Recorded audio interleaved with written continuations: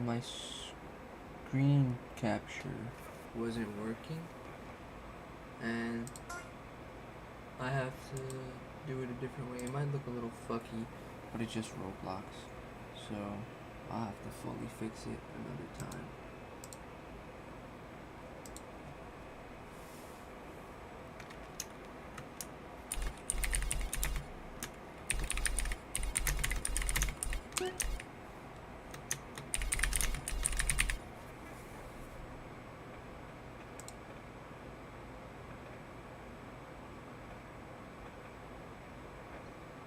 Oh wait, no.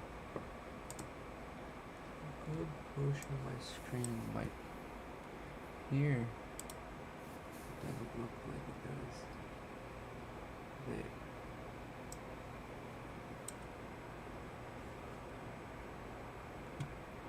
Hold on.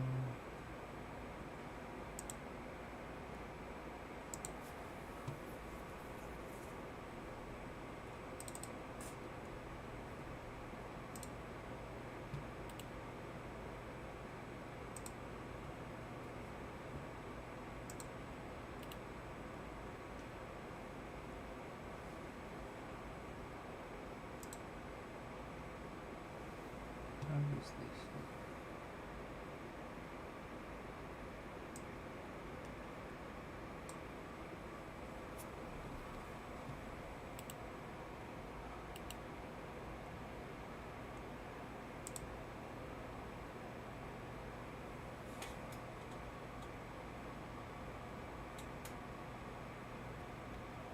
This doesn't look bad, I don't think.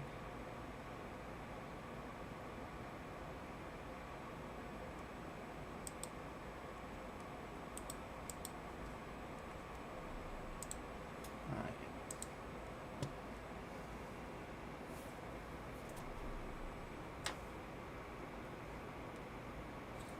Making sure.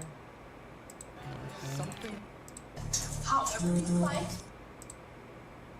To say that Spidey Turan is simultaneously one of the most disgusting and tragic streamers ever would be a gross understatement. From exploring vibrant destinations like Thailand while enjoying illegal substances, to taking a dump on the sandy shores of Hawaii, Spidey never goes anywhere without making a scene.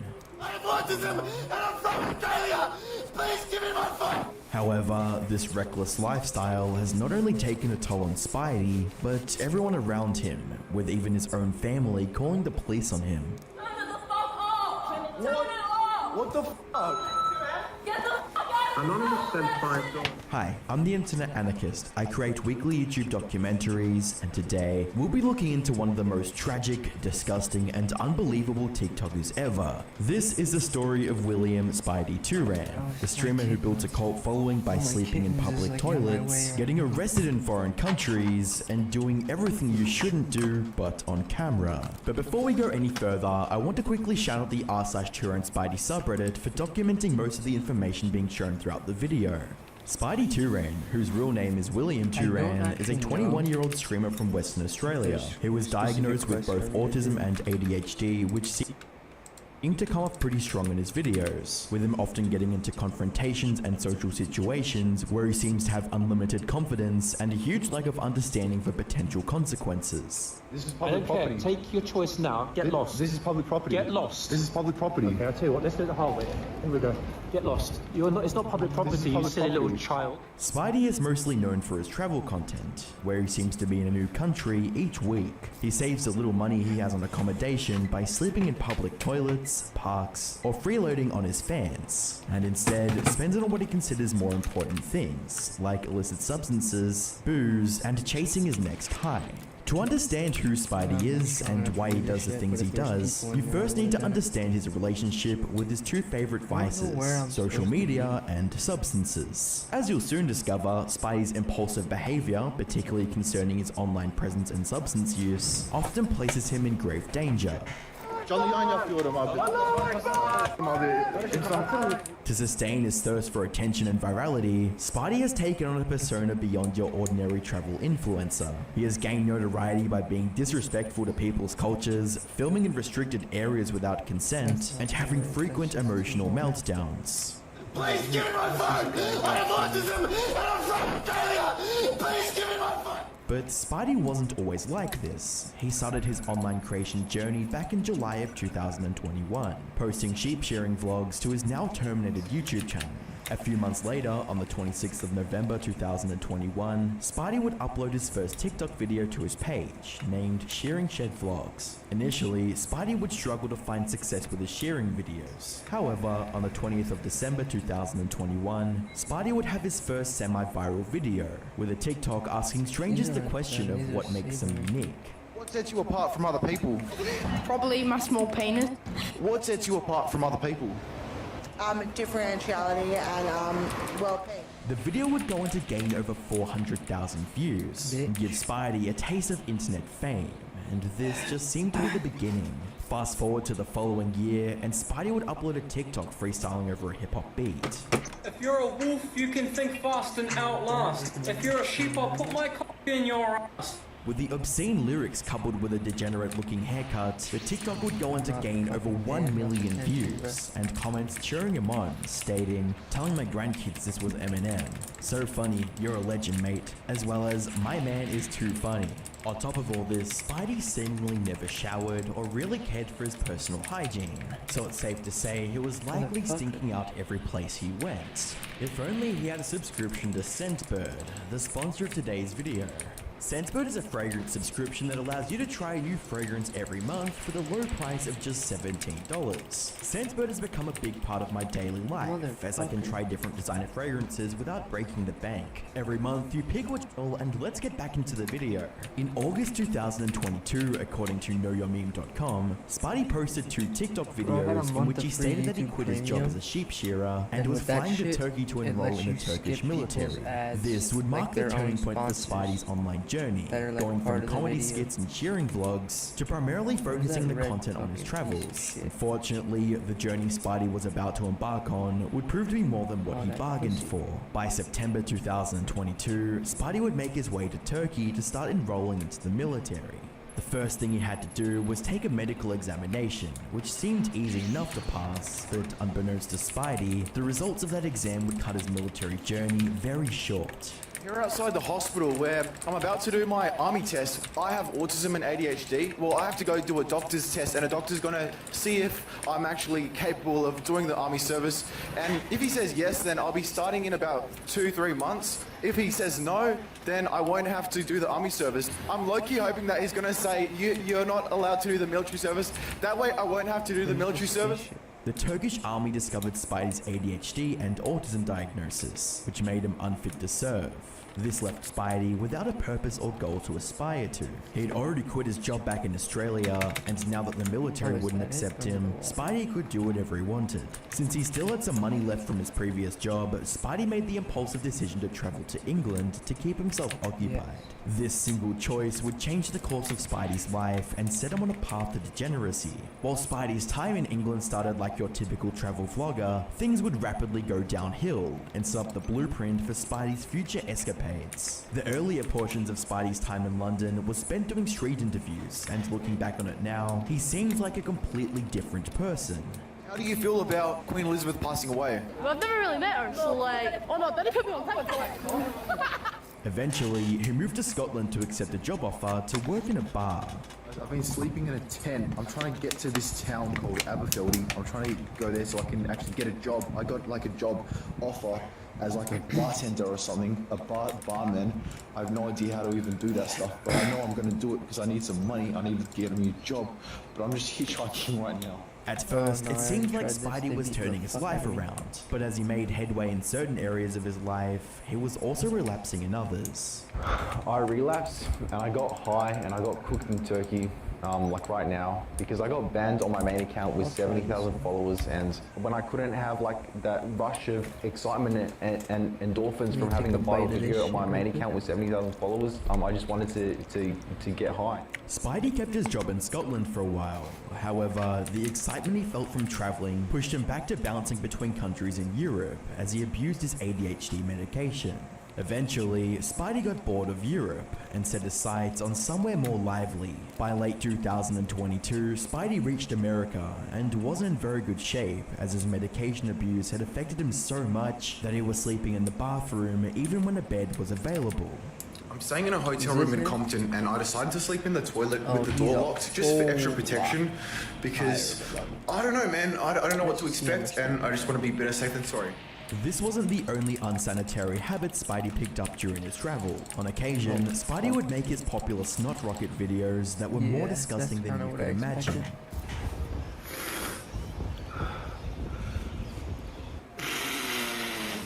What the fuck, dude? Bit by bit, Spidey let his need for new experiences take over his life as he got into increasingly concerning situations. To add fuel to the flaming mess that was Spidey's life, LA offered him access to whatever substance he wanted. A week ago, I ran out of my dexamphetamine ADHD prescription, and I thought that I could microdose a bit of crystal meth by putting it in water and just drinking a little bit to volumetrically dose it. Because ice is readily accessible in LA, people smoke it on the trains, and it was no problem getting my hands on it. Ultimately, Spidey would find himself getting robbed in the New York subway, and the way Spidey responded to the situation just goes to show how far gone he truly was. How strong are I've these? got autism! Please give me my phone! I have autism and I'm from Australia! Please give me my phone! I want a way to get back! I have a way to get back home! Can you please give me my phone? Please give me my phone! I'm from Australia! I won't have a way to get back home! I've got autism! Spidey's outing in New York would garner millions of views on TikTok and push his insane antics to a much wider audience. This would also mark the beginning of a new pattern of behavior, one that saw Spidey screaming that he has autism as a defense in dangerous encounters. By March of 2023, word of Spidey's crazy antics had spread beyond TikTok, with Pyrocynical posting a video titled "The Most Hated TikToker," which covered the creator's actions up until now. He travels to different countries every other day, and he has really bizarre interactions with the locals. As Spidey's infamy grew, so did his appetite for creating chaos. On the 20th of April 2023, during a trip to Thailand, Spidey would record himself losing his V-card at an adult establishment, where he then proceeded to harass and berate the staff on video. Guys, she ripped me off. Don't do it. Don't do it. She ripped me off. No, she didn't. She did rip me off. No, she didn't. This one no good. This one no good. Don't get this one. But it's highly illegal to record it in a brothel. An alleged worker that saw Spidey would leave this comment: "Hey, I work here. Dude paid for only 20 min standard and did not last more than 5 mins and streamed without the worker's consent. This man is disgusting." In the months that followed, Spidey decided to include text-to-speech functionality whenever a donation was made. Adding a loudspeaker that would blare out whatever his already toxic chat says definitely wasn't going to cause trouble, right? Well, wrong. Anonymous sent $3. I lost all respect for you after doing the TTS stream on the bus in New Zealand. You're the way you allowed people to be disrespected for your money gain is fine. Wow. Inappropriate TTS messages would become the norm during Spidey's streams, and frequently made bad situations even worse. Despite the dangers, Spidey left it on since it was the primary way he would make money. By June 2023, Spidey's TTS donations and propensity for invading the privacy of others almost got him into a street fight with another TikTok creator by the name of London City Walks. I'm going to give you two choices, yeah? One, walk away, or two, I'm going to hurt you all the equipment. Take your pick. This is public property. Take your choice now. Get lost. This is public property. Get lost. Whether due to a lack of self-awareness or sheer stupidity, Spidey followed him to escalate things even further. There you are. You filming me again, yeah? Yeah, I am. What are you going to do? Don't touch me. Let's do the hard. Don't touch me. Before Spidey could get into any more trouble, one of his friends would call an ambulance to check up on him and help with any substances in his system. Yeah, he just needs someone to check up on him. He's a bit dissociated. He's taken something, so he's not too well. Okay, do we know what he's taken? I believe I'm not sure. He hasn't told me, but he can probably tell you. Sadly, Spidey wasn't willing to receive any assistance. What have you done, dude? This is how you get help, bro. This is how you sober up. If friends and paramedics couldn't pull Spidey out of his slump, then maybe his family could. On a trip to Australia later that month, Spidey's mother would pick him up from the airport in hopes of ending his homeless lifestyle. Guys, my mum came and picked me up from the airport, and she also brought me an antioxidant pack as well. Because I have been deprived of nutrients. While being with his family restricted Spidey's substance use, it didn't stop him from partaking in his other addiction. Guys, I'll be going live on YouTube. I'll be doing an all-night live stream. It didn't take long before Spidey's obnoxiously loud TTS notifications attracted the rage of those around him. And I'm gonna send $3 because your sister registered something food. Nina? I'm working. Oh, this is my house. I'm working. This is my job. Outside. The already tense situation would only get worse once Spidey was escorted outside. This is very dehumanizing. It's not dehumanizing. Exactly. You're allowing your viewers to say disrespectful things. We're your family. We're her, and you're filming us. Look at you. You're fucked up. You're in the head, Trent. Spidey's mother and sister would try to reason with him to stop the stream and return inside. However, their pleading fell on deaf ears. You're allowing your viewers to say disrespectful things to us in our house, and we say no. We say no to that. Seeing no other option, Spidey's family decided to kick him out, and it seemed Spidey couldn't fully register the huge mistake he had just made. Guys, I'm getting kicked out of my house right now. My mom and my sister, look, what is she doing? Wow. They're so pissed off. Look, they got like my stuff there. Look, they just like left all my stuff here. Once again, Spidey was free to do as he pleased and proceeded to go on a substance binge in England. Guys, I'm here in England. It's 5:30 a.m. Bosh. What the fuck, dude? For the rest of 2023, Spidey would hop country to country causing chaos everywhere he went. During his trip to Japan, Spidey would frequently disrespect social norms, like entering a women's only train car. You guys, did you know in Japan they have women only carriages? It's like Saudi Arabia in here. I'm the women inspector, checking there's only women on this carriage. Entering a room in an airport meant for breastfeeding mothers. Look, they got a room for people with autism. Let's go check it out, guys. This is my room right here. Hey, for people with autism right here. I think this is like the baby's room, guys. Whoops. Not to mention aligning himself with one of the worst IRL streamers, Johnny Somali. If you want another autism, she stole my phone clip. I say he stole my phone again. You know what I mean? All of Spidey's misadventures in Japan would eventually get him arrested, and although he was released sometime later, it didn't stop him from doing the same thing in America. From defiling the beaches of Hawaii, I'm not even gonna bother freaking wiping, dude. Wiping, bro. to his widely controversial mobility scooter prank. Oh, sorry, sir. I would like to apologize. During his stay in Hawaii, Spidey would encounter a fellow creator by the name of Mr. G, who offered him a place to stay. In exchange, Mr. G requested control of Spidey's social media accounts, took 20% of his stream revenue, and asked him to wake up at 5 a.m. to help feed stray cats in the area, something that Spidey quickly got sick of. I can wake up at 3 a.m. and I'm not in the mood, right? I'm not in the fucking mood to do it. But get out of bed, right? Even though I slept like 7-8 hours, I walked around for ages yesterday. I go outside, you know, and then he's like really bossy. He's so bossy. He's like. At some point, Spidey would cut ties with Mr. G, and while their time together wasn't all too pleasant, and Mr. G was accused of taking advantage of Spidey, at least he was finally sober. Unfortunately, Spidey's sobriety didn't last very long, as his hunger for substance and clout would soon push him over the edge. Spidey's next stop was somewhere he'd previously visited, but the only difference was that he was coming with a thirst for cheap substances and far looser moral standards. Being alone in Thailand gave Spidey the opportunity to fulfill whatever carnal pleasure he wanted, and moderation wasn't an option.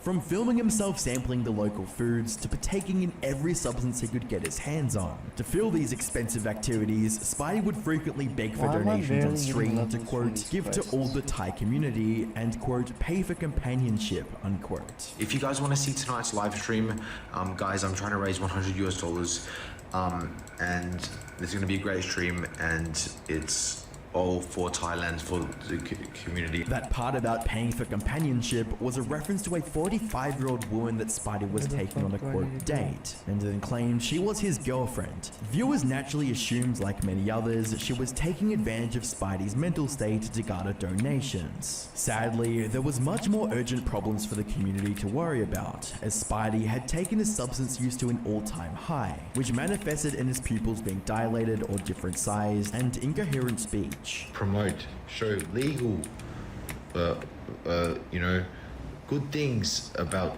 Thailand. And yeah, I got nothing to hide. Spidey was in a severe downward spiral, and the worst part about it is that he hardly even noticed the danger, as he delusionally claimed he was a quote Thai man. It's safe to say that Spidey was letting his addiction to views and vices get the better of him, as he was almost never sober or offline, constantly intoxicated with several substances, terminally posting online, and surrounded by the wrong people was a recipe for disaster. And if Spidey couldn't pull himself out of it, then he may never recover. Fortunately for Spidey, he had one more opportunity to get help. The only issue was that he didn't want to take it. On the 1st of January 2024, after a particularly horrible substance binge, Spidey would have this interaction with the police while doing a live stream. TikTok. No. TikTok. Tourist. Yeah. Tourist. Okay, you 20 minutes now. Pardon? 20 minutes now. 20 minutes?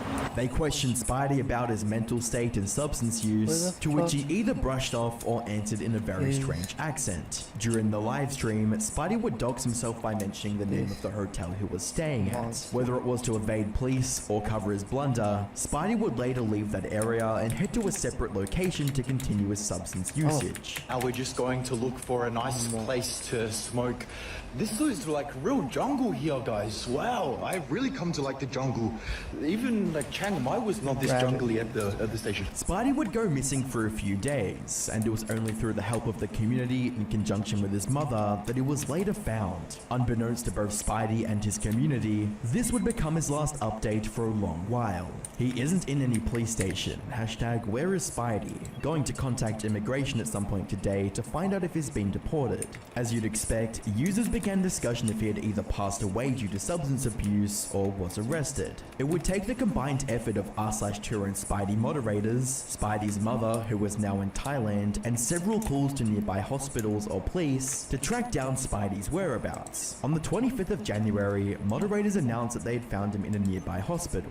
Last update, we were calling the hospital. The hospital called us back and said yes, he's here. Hospital video called so that JG could speak to Spidey. Just organizing things now in the background. Hello everyone. Basically, I was locked up for about a week. I'm not going to go into this too much detail at this point. Spidey would later explain that he'd went to the police for help, as the substance had not just kept him awake for several days, but had also eaten away at his sanity. To prevent Spidey from doing any further damage to his body and reputation, his mother would take him to the airport and make their way to Australia. Upon their arrival, Spidey was immediately admitted to a mental institution so that he could have a chance at recovery. My mum flew all the way from Australia to bail me out of hospital, and then she flew me and her back to Australia, and but I now owe my mum like $4,500 Australian dollars. Despite being in a padded room, Spidey still had access to his second greatest vice, TikTok Live, and was determined to make the most of it. So in this mental hospital, I'm only allowed my phone from like 4 p.m. until 10 p.m. So I'm going to make the most out of it, guys. I'm going to go live on my other account. Whenever Spidey went live in the past, he always attempted something extreme to attract viewers and donations. But now that he was in a restricted environment, he didn't have the luxury of annoying passerbyers for clout. So he did the next best thing and annoyed staff members who were trying to help him. Press it. Just for the memes. For the memes. Beyond me. Oh shit. Oh shit. Oh shit. Oh shit. Oh shit. Oh shit. It seems like the gravity of what Spidey did hadn't dawned on him yet. He had wrongfully used the duress button, which was only meant for emergencies, lied that it was on accident, and was still filming it. The guards and other staff weren't having any of it and requested Spidey to hand over his phone. to which he refused. I'm not here to fight. I'm not here to fight. Man, Well, bro. it sounds to me like you're here to argue with us. No. We're your treatment givers. We're asking you for the phone because of How do damage to you your have infinite reputation and damage your Oh, I thought I was reputation to other patients on this ward. Remember, Spidey had only been there for a couple days and was already causing serious trouble. From the 27th of January 2024, Wait, what Spidey seemed to no happened? longer How have did- I access thought to his phone, I don't since even his know. posts had drastically reduced. However, before Spidey had his phone taken away, he made a particularly concerning post with regards to his medication. I'm refusing to take any kind of medication while I'm in here because I'm strong. And I told them how I'm in the Champions League. I'm a Champions League player. Following a short break from uploading, Spidey resumed his live streams with a much calmer demeanor and was trying safer ways to keep himself entertained. This reminds me of Broken Hill.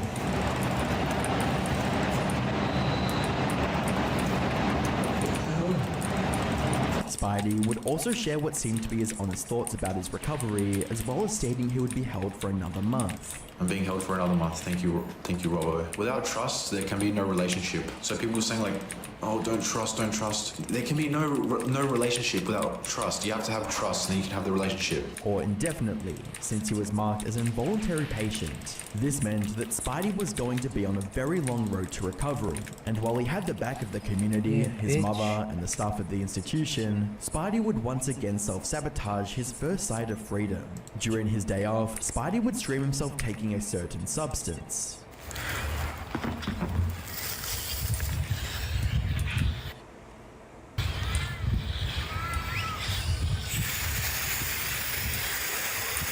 Now that he was again indulging in illicit substances, he could have just undone weeks of progress. After all, nitrous oxide can cause neurological damage in high doses. On top of all this, another individual named Snakey was trying to lure Spidey back to his old life of degeneracy. But when are they lifting the cup and letting the spider free? And when...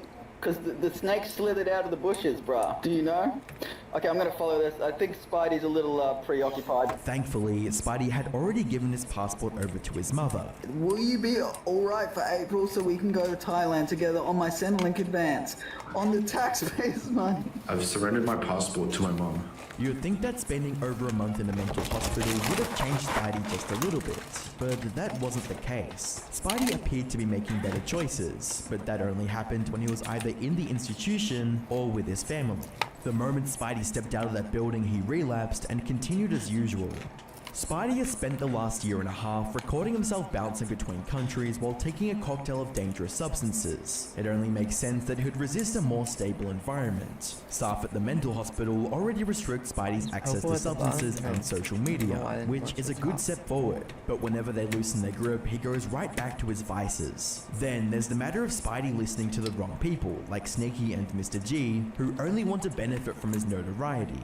Fortunately, some individuals still had Spidey's best interest at heart. It's rare for the community around a lolcow to go out of their way to ensure their safety, let alone actively try to make them a better person. For all his mistakes and inexcusable actions, Spidey is a very lucky individual. He got lucky in Thailand when the police checked up on him, and is lucky to have a family that still tried to help him. However, all the help in the world isn't going to do much if Spidey genuinely doesn't want to get better. All this leaves the community to wonder whether or not Spidey would ever choose to stay sober. Or maybe he'll slip back into his old ways. Only time will tell if Spidey will take his gold ticket to redemption or throw it all away for immediate gratification. Although even if Spidey does get his act together, he'll have to account for all those donations with the tax office. With all that being said, at least he isn't a TikTok creep addicted to wearing diapers. Click the video on screen to find out more. Thanks to Scentbird for sponsoring the video. You can head to the link in the description and use code ANARCHIST55 to get 55% off your first month, making it cost about $7. And don't forget to subscribe.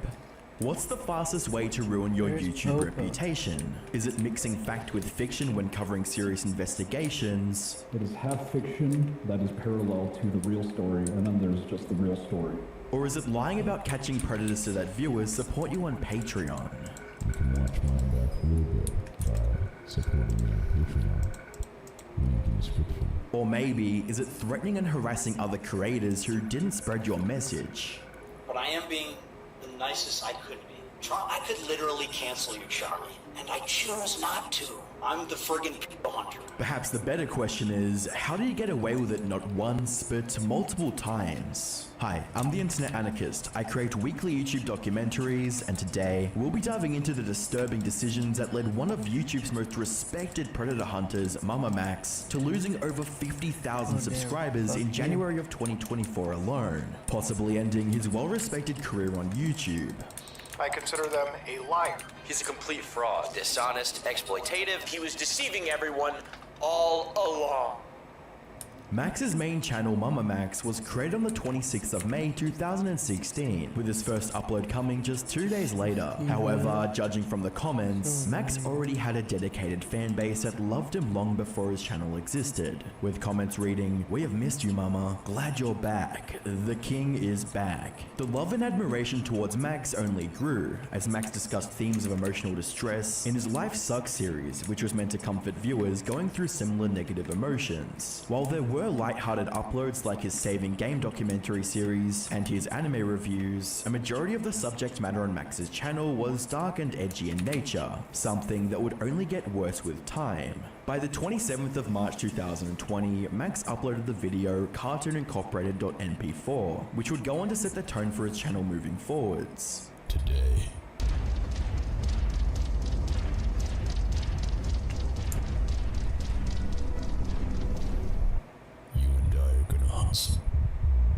The upload featured Max documenting his journey through the dark recesses of YouTube in search of users with malicious intent towards children. At the time, YouTube was dealing with an overwhelming infestation of predators, and through videos like this, Max made it his mission to bring them to justice. Max's surreal editing style and provocative elements propelled the video to over 2 million views, bringing in overwhelming support for his attempts to clean up YouTube, and Cartoon Incorporated was the first in a long line of so-called predator hunting videos that were uploaded to his channel, with videos like kidschat.net and mylol.apk receiving millions of views and hundreds of Patreon pledges. Max had found not just financial success, but an identity. At this point, Max had fully leaned into this edgy investigator persona that thrived from exposing predators. Unfortunately, this kind of content could get any creator in trouble with YouTube's strict moderation, and Max was no exception. On the 13th of September 2020, Max received a strike on his video titled "Hunting Predators on a Children's Dating App for Harassment." He responded to the situation by confronting YouTube about the decision to take down the video. Were you sipping on your Fenty Frappuccino at YouTube HQ when I was in the trenches with them? I worked 3 long, hard, traumatizing months on this project, trying to fix the injustice that has been wrought on the internet, just for you to obliterate it completely. You treat criminals better than you treat your own creators. This is not the first time you take pedophiles. Max would end his rant by asking his viewers to reach out to either YouTube or any other popular creators to get answers on why the platform was supposedly protecting us. All I ask is for you to tweet to Team YouTube, Susan Wojcicki, H3H3, Philip DeFranco, Moist Critical, Scarce, Keemstar, Markiplier, or whoever your preferred voice to get through to YouTube is, with the message. The hashtag AnswerUsPikachu almost immediately gained traction on Twitter, morphing into numerous viewers and creators making the black and white argument that either YouTube supported his cause or they were protecting predators. However, the situation was far more nuanced than that. So when it comes to YouTube and when it comes to the idea of, hey, is this site picking a side between protecting individuals that are predatory? And I feel that if you have predatory issues on your platform, you should use your platform to call out actual predators on the internet. Again, this content, some of the people that are making it sometimes will go above and beyond with their storytelling or their coverage, where they may unintentionally violate something TOS related. They may reveal personal information. They may show some. And in that case, YouTube has to act in favor of a predator. At least that's what it appears to be. It's not that YouTube, I think, is assisting any predators. It's literally because the content that is uploaded may not have been checked or screened hard enough, and YouTube has had to enact its TOS on that content. 27th of December 2021, Max had acquired a second strike, and with it came another campaign against YouTube. While the goal of eradicating predators on the platform was a noble one, the methods that Max employed were becoming increasingly more problematic. The video titled "PickASide.win" served as a catalyst for getting YouTube's attention, and while it seemed well-meaning at first, the conversation quickly shifted to Max accusing YouTube of some very horrible things. The first portion of the video was a compilation of various creators sharing complaints about moderation on the platform. In contrast, the second half of the video saw Max borderline demanding that popular creators like Charlie, Philip DeFranco, Ethan, and Cobb's husband spread the hashtag. He even threatened Cobb's husband to speak on the matter based on past personal issues. Corpse, I know you have nothing to do with this, but with all of your power, influence, and the favor you owe me, I just couldn't help myself. So, remember when you reached out after years of not speaking to me while I was at the hospital tending to my sick girlfriend, and you kept trying to rush me home to do you a huge favor, and then you threw me under the bus for something you did. So, how about you do me the fucking favor this time and talk about something besides yourself for once? It will give you a good look. To top things off, Max directly accused YouTube of loving predators. Tonight, YouTube will choose: let die the pedophiles they love, or suffer the little children. And by the end of the night, I want Twitter to be a shitstorm. Max was already crossing the line to get his point across, and it was only a matter of time before someone called him out for it. On the 28th of December 2021, Tommy C went live to YouTube to give his reaction to Max's Pick a Side video, and within minutes he had already identified the major pitfalls that were going unnoticed. I have looked at it. I have also looked at the way it was presented, this sort of us or them mentality. And the only time you use an us or them type tactic is, in my experience, is so it's easier to cover up the flaws. Tommy went on to point out the fact that Max framed things as either you agree and support our cause or you're a predator, as well as stating that the campaign was more about Max and less about the children he claimed to protect. Before Tommy could fully go through the video, Max entered the stream chat and demanded that they entered a call. I just was informed Mama Max is interested in talking, and he's in waiting call right now. Well, he's gonna have to wait because I'm going through this nightmare. And I said I've only skimmed some of it. I want to get a live reaction to this. This is the way it's being presented right here. Hey, Tommy, can you pause it real quick? Sure. Mama Max is in the chat trying to bait you to bring him on. He's saying, wish we could have talked like adults, man. Could talk like adults? You didn't make a fucking video like a fucking adult. Don't give me this. You should have contacted me ahead of time. By the way, did we go through something like this last year? Your time's up. And you know what? You're gonna wait until my show's done instead of you coming in here and throwing one red herring after another to trying to get away from the fact that this is slop.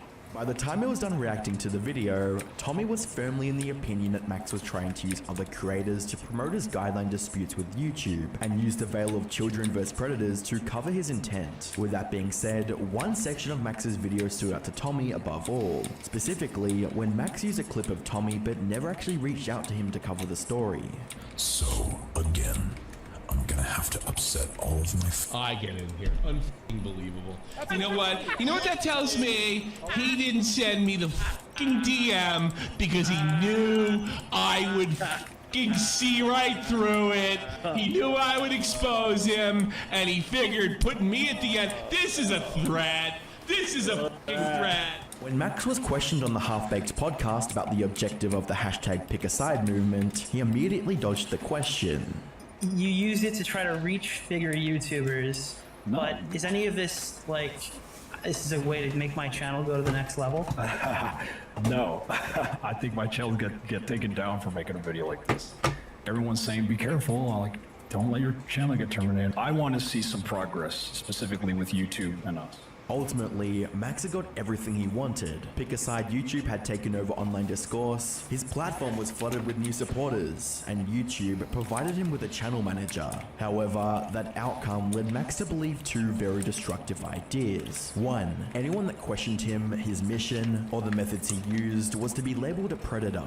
And two, the quickest way to spread the message was to get other established creators to signal boost it. Nothing illustrates the first point better than how Max attacks the reputation reputations of both Magnetar and Tommy. His video titled Believe All Abusers, which was meant to debunk allegations from his ex-girlfriends, devolved into an attack of the YouTuber who posted them. My bad, there's not Magnetar. much commentary. While the allegations and claims from both type parties shit are just mad concerning, late, I'd like you to and focus on how Max not a used his game too platform much and to talk status about. as a quote predator So, hunter to for confidently streams like label this, I'm Magnetar kinda as just one. chilling Worse still, he did it with with a video little up, to no evidence besides the but testimony otherwise of one I'm witness, like my doxing last stream. Magnetar in the If process. anybody watching this Anthony Field, didn't see Haley's what I was just streaming Magnetar before on this, YouTube, but the one that who was like me and published Gab, this my boy video on me. Gavin, playing hardcore Minecraft. To back up these and we were just, claims, like, Max yapping. shows a Like, I long didn't list have of no video up. DMs and the claims of one girl. He graduated high school, and he was an adult. He sent his to a high schooler who was around 14 years old or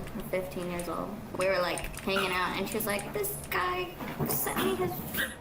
We're like kids, so we're just like, "Oh my gosh." Max goes on to state that the evidence on Magnetar is insufficient to build a case, despite claiming he's had hundreds of victims. But I've not made a video on him, despite wanting to all these years, because I do not want to harass them, and I feel this is not enough evidence to build an entire case against him. So I have not and will not until we have more proof. We know that he has multiple victims spanning the past 8 years, and if anyone wants to come forward, email me with the subject line, Anthony Field.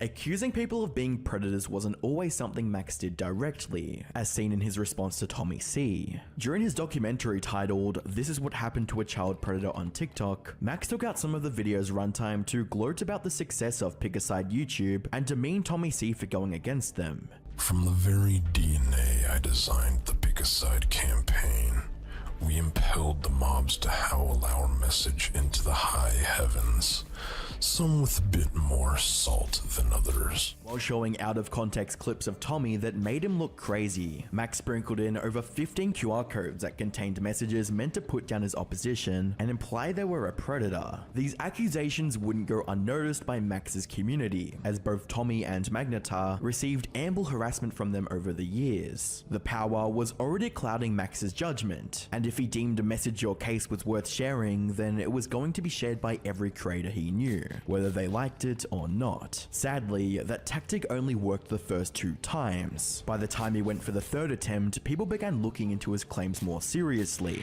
and what they found upended Max's entire career. Lately, I've been always on the move, from checking the mountains of Thailand to spending hours grinding video editing. And there's one thing that's been a game changer for me. This video's sponsor Raycon and their everyday earbuds. Whether I'm listening to energizing music while working out, or listening to a podcast on my daily commute, Raycons are the way to go. Why? For starters, the audio quality is top notch, rivaling other premium brands but at half the price. And with their comfortable fit, they stay put no matter what I'm doing. Plus, I'm always impressed by the battery life. 8 hours of playtime and a 32-hour battery case mean I'm all set for the day and then some. One of my favorite features is the customizable sound profiles. Whether I'm in the mood for crystal clear podcasts or deep bass for my playlists, Raycon have me covered. And the tap functions make it super easy to control my music without missing a beat. So if you're looking for affordable, quality earbuds that fit your active lifestyle, Raycons are it. Click the link in the description or go to buyraycon.com/internetanarchist to get 20% off your purchase. Trust me, your ears will thank you. Now let's get back into the video. On the 27th of October 2023, following a 4-month hiatus, Max renamed his channel to God Cult, unlisted all his previous uploads, and published a video titled Brainwash Your Favorite Influencer. Welcome to your programming. Kindly send this video to your favorite influencer. We will test them on the content of their character. Do not listen to their words. Look at their actions. Let us begin. After priming viewers with several philosophical questions, Max details a story of a girl whom a werewolf cult leader allegedly victimized. On March 18th, 2016, Spencer, a 16-year-old girl from Wiley, Texas, mysteriously disappeared, lured by the illusion of joining a supernatural family as a vampire on some random corner of the internet. She actually found herself ensnared in a dangerous cult led by a child predator posing as a werewolf god. Max spent the rest of the video trying to provoke his audience into reaching out to larger channels that could help spread Spencer's testimony. Although the claims made in the video were shocking, Max had provided almost no evidence to support them. It was as if Max expected the internet to pick up the story based on the statements of a single individual. By now, viewers had begun to connect the dots, and the comment section was flooded with aggressive criticism towards Max. In a bid to turn the public opinion in his favor, Max disabled the comment section and directed viewers to a live stream on Spencer's channel to further elaborate on the case. It was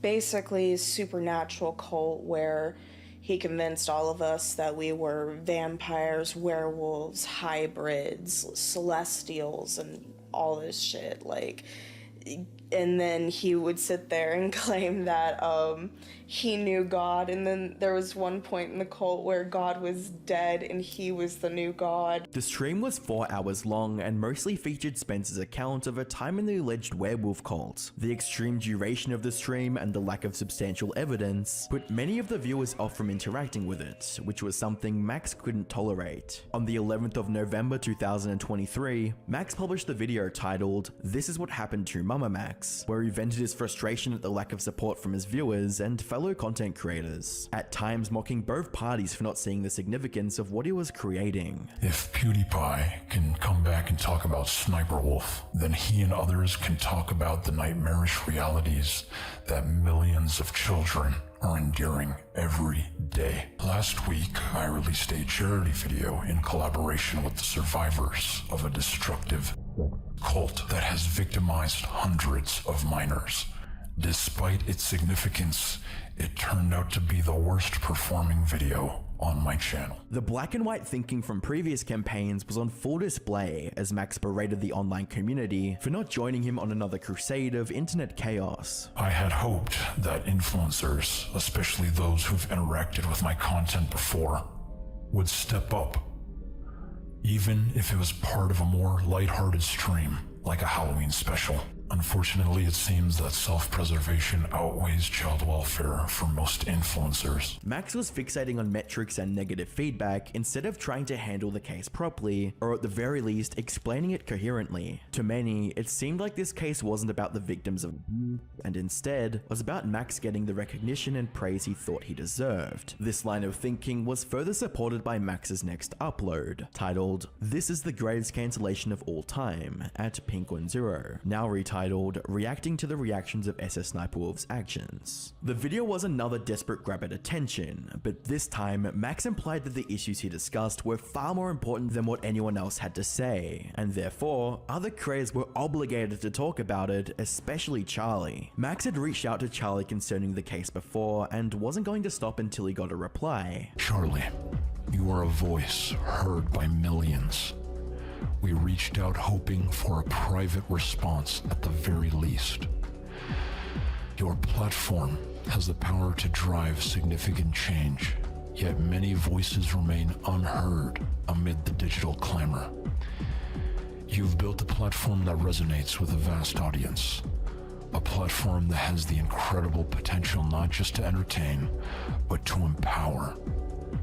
Your voice can reach corners of the internet that many of us cannot, making you not just an influencer, but a potential catalyst for much needed awareness and action. There were many things Max could have done to get the word out, but trying to guilt others into doing it for him was the worst way possible to handle it, something that he would immensely regret in the coming months. To offset the criticism and explain his actions, Max went on a now deleted stream titled "Fight Me" to discuss the points being made against him. However, that didn't work well for them, as Max and Spencer were mostly condescending towards the critics while putting their message on an untouchable pedestal, a stance that only alienated people they were trying to convince. And just overall, it's one of the strangest, weirdest videos, and kind of guilt-tripping people into doing the same type of content he's making, when most of us, and actually... Alright, I'm not trying to guilt trip y'all. I am telling y'all the truth, the objective truth. There are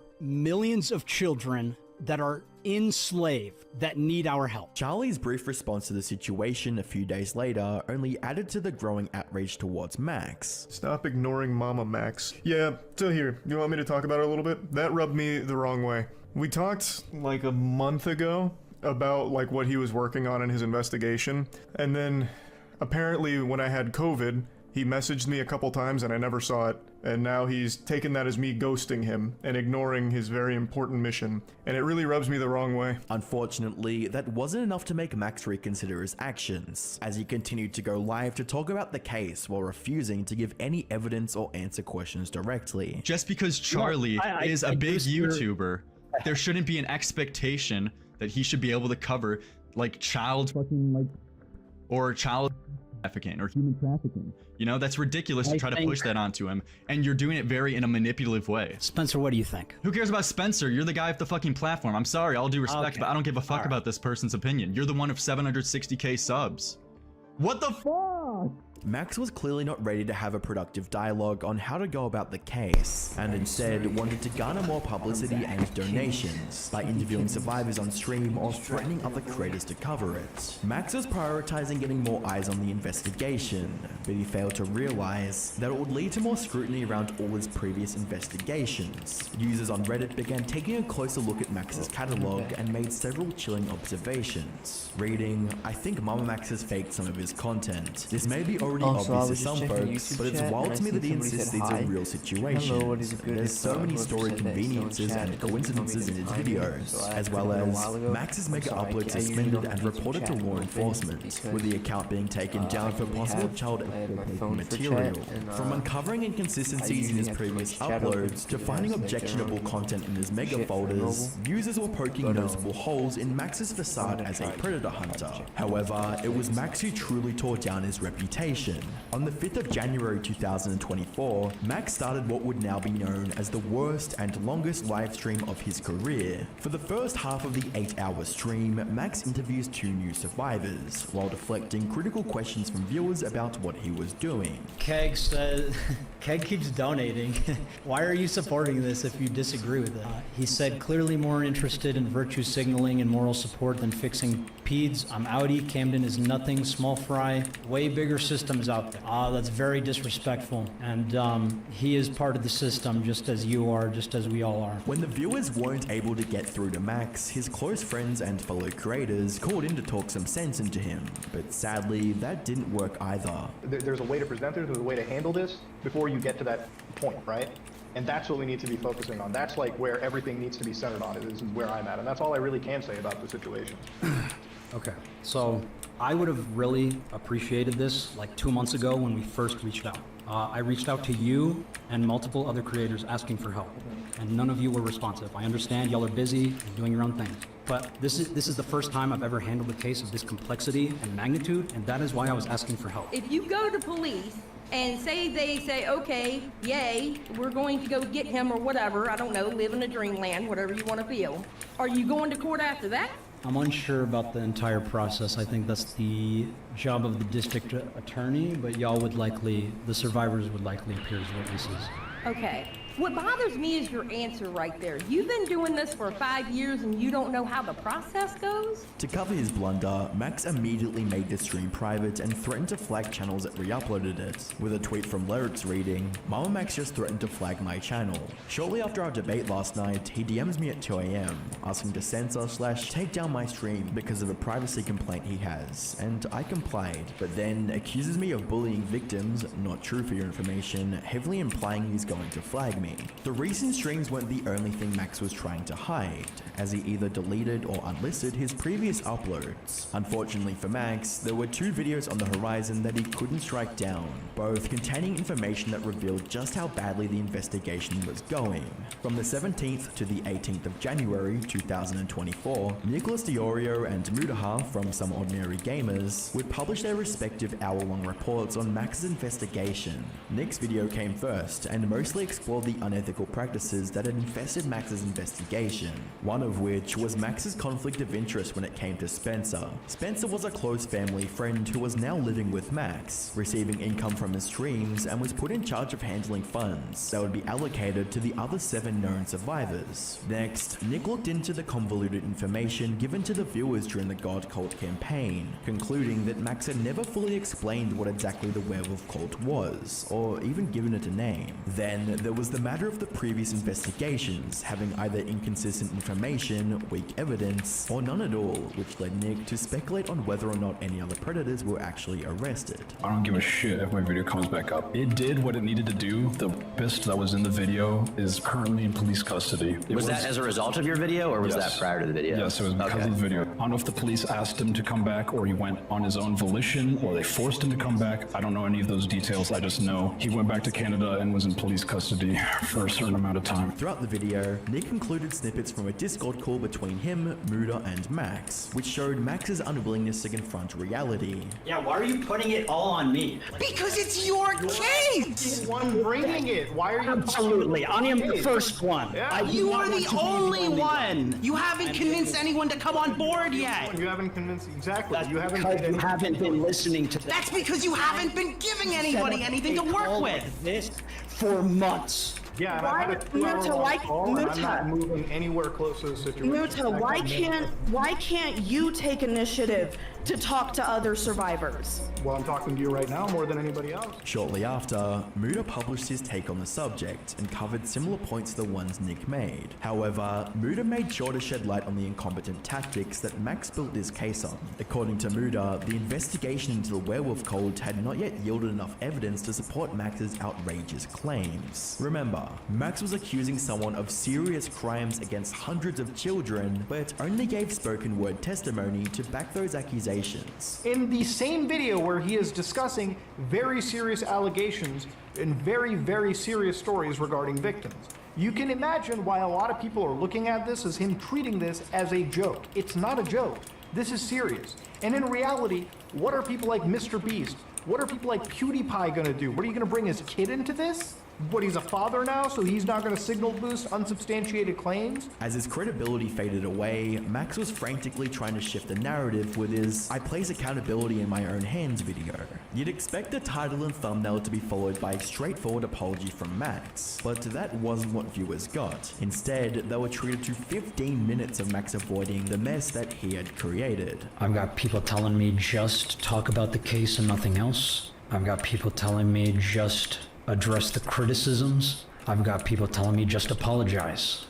I feel like I'm being pulled in every which way, and no matter how hard I try, I cannot make everyone happy. People say just wait for law enforcement to do something, but we've waited 7 years and they haven't done anything. So we decided to just go public with it and put eyes on him. And people wanted evidence, so we've been inviting people to our little server where we have the evidence. But then people don't want to listen to the survivors when they're in there and just look at the evidence and conclude it's nothing. Max wasn't fooling anyone with that approach. Members of the audience that once defended Max were now begging him to either tackle the case professionally or drop it. And you know there's a problem when comments have more likes than the actual video itself. Max's subpar apology was only a ploy to sway public opinion, and it was failing horribly. Pair this with the fact that there were Discord leaks of him threatening legal action against Muda, and it's no wonder why the apology fell flat, with a text reading, "Spencer and I are considering a class action lawsuit against Mudaha for breaching our non-disclosure agreement. Is extremely rich, so the lawsuit seeks $1 million in damages to be distributed between you all." This goes on to show that Max's priorities weren't aligned with solving the case, but rather he was solely set on maximizing personal gain. From the 19th to the 21st of January 2024, Slug, Max's former editor, took to YouTube and Reddit to leak footage of Max saying what he truly thought about people like Charlie. I could literally cancel you, Charlie. I could literally cancel you. And I choose not to. It's true though. It's the truth. I'm the friggin' pedo hunter. Watching Max say things like this would lead anyone to the conclusion that he had lost his grip on reality and assumed his status as, quote, gave him the power to cancel other creators, something that would only become more apparent. Around the time the leak from Slug went live, news broke that an anonymous Discord user had infiltrated Max's private investigation server, leaking all the evidence he was saving for the legal case. Apparently, they were able to enter the server by pretending to be a survivor and were given full access after signing an NDA. I know you were dealing with a lot of harassment and going through a lot of stuff. Is it possible you could invite me to the Discord server where the other victims are? I want to share my story in a place where I can feel safe and not be doxxed or harassed. Yes, we can invite you. Thank you. Again, you have done so much for the victims. I'm blessed to have met you, and I hope Camden can finally face justice. For the safety of the server, may I please ask for your full name? My name is Max Stryker. It's a pleasure to meet you. They give a voice message and then say Jamie Fields, which is a fake name. But that's the only verification that Max has done to allow some random shitter in his Discord server to see all of the evidence. All you have to do is just play the part decently well, say that you were fucking abused and diddled by Camden, give a fake full name, and boom, you see all the fucking evidence that he's protecting for the legal case, and then spreads it out to the internet to see. As you'd expect, Max was flagging videos that mentioned the leak to cover up this blunder. Mama Max, in his evidence-like Discord server, is now like flagging and telling his whole like server, which granted, his server is probably like only like 20 people, 30 people max, but he's now enforcing his whole server to go report and flag it seems like my VOD, it seems like Mr. Sen's VOD. Anyone who's talking about the leaks, he's now reporting or flagging and like outright calling for that. Seems like this guy spends more time fucking doing this shit than actually trying to catch Camden on his case. There was no way Max could feasibly hide this fiasco, as more and more of his secrets were going public with each passing day. On the 3rd of February 2024, Nicholas returned to cover the Mama Max situation through the upload titled, "This video will make you hate Mama Max," which brought forward an obscene amount of damning information from Max's past. Alongside his coverage of Max's blunders from the previous weeks, Nicholas detailed how Max maliciously destroyed the career of a former friend and supporter. I think I'm probably just going to end the stream Night here. Docs, or Jim, was a So, proud Mama Max you enjoyed supporter watching. during the I Pick a Side appreciate it, YouTube and, campaign. So much that he called in to actually whatchamacallit. debate me 2 years ago and defend I'll probably Max's be streaming character from tomorrow, scrutiny. and- Like or shit, I should probably pause this. I'll probably be streaming tomorrow, but if you enjoyed watching, I appreciate it. Leave a follow or subscribe depending on what you're watching. I'd appreciate that too, but if not, that's fine.